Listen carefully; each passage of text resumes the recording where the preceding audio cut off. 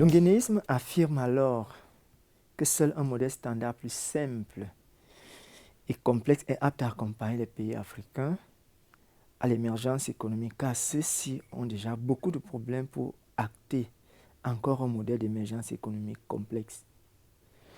L'auteur appelle alors ce modèle la théorie du small putsch ou petite poussée. Autrement dit, pour devenir émergents, les pays africains qui aspirent ne doivent pas lancer plusieurs secteurs au même moment. Ils peuvent cibler des secteurs stratégiques qui vont impulser la croissance économique chère à l'émergence économique. Sous cet angle, l'unguénisme repose sur plusieurs piliers et hypothèses.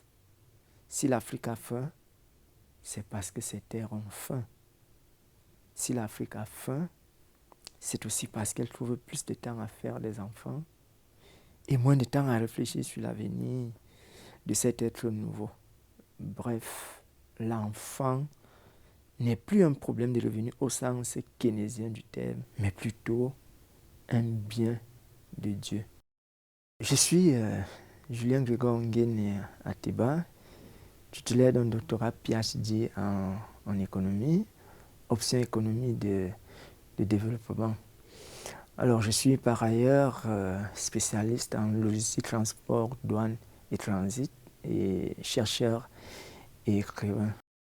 Alors, je voudrais déjà rappeler que l'ouvrage a 4 grandes parties. La première partie développe le concept d'émergence économique. Nous sommes allés étudier les autres pays, les cas d'école d'émergence économique, parce qu'il faut bien que l'on parte des pays qui sont devenus émergents pour voir un peu où les Africains y vont. Alors ça, c'est ce que nous avons développé dans la première partie. Alors la deuxième partie, justement, traite de la question de l'humain nécessaire à l'émergence économique. L'humain nécessaire à l'émergence économique parce qu'au cœur, il y a des valeurs morales. Nous ne pouvons pas développer la question de l'émergence économique en mettant en relais la question des valeurs. C'est pourquoi l'Afrique a beaucoup de problèmes au niveau de la question de la gouvernance. Alors, la troisième partie de cet ouvrage traite d'un modèle agroécologique qui s'inspire un peu du modèle agro-pastoral de Songhai, parce que quand vous regardez le modèle agricole de Songhai, vous allez vous rendre compte qu'il y a deux fondements, la question de la qualité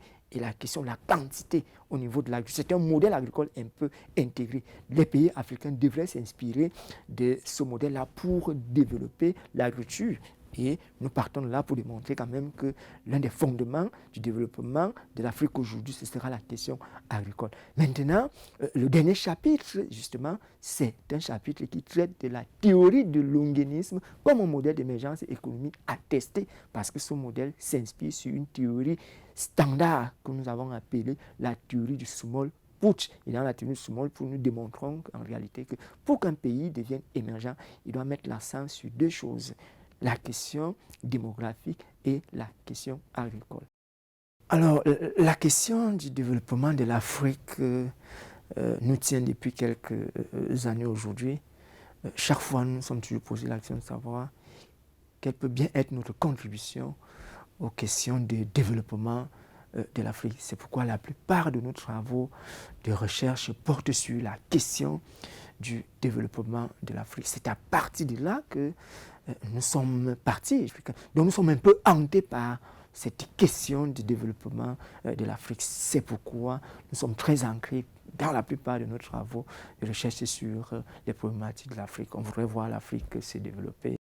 Alors le message, il est simple, hein, il est simple.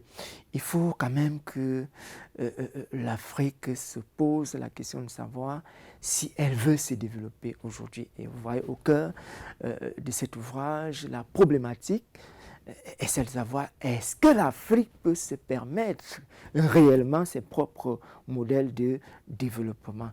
Alors, au regard de cette problématique, nous avons un regard un peu d'éclaireur parce que nous développons une théorie chère à notre nom, la théorie de l'unguénisme, une théorie qui se base sur un modèle standard de l'émergence économique à côté, n'est-ce pas, de ce que les autres auteurs ont développé. Je voulais quand même rappeler que c'est un ouvrage qui a été coécrit avec deux autres auteurs et l'un développe la question de l'humain comme fondement à l'émergence économique et l'autre développe la question de l'agroécologie.